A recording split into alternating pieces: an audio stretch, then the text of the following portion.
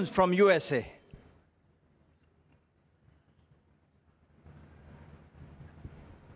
Bismillah, walhamdulillah, wassalat wassalam, wa ali rasulillah. Assalamu alaikum wa rahmatullahi wa barakatuh.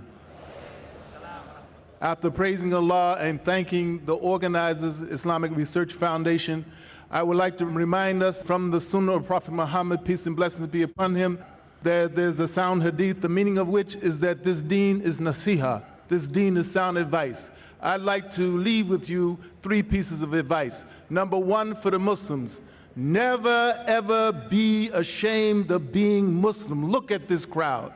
Never ever be ashamed of being Muslim. There are people out there who are trying to do that. Don't let them. To the non-Muslims who are here, never ever be afraid to take a good look at your deen and your sacred text. You might find out something important that you ought to know. And finally, PTFP.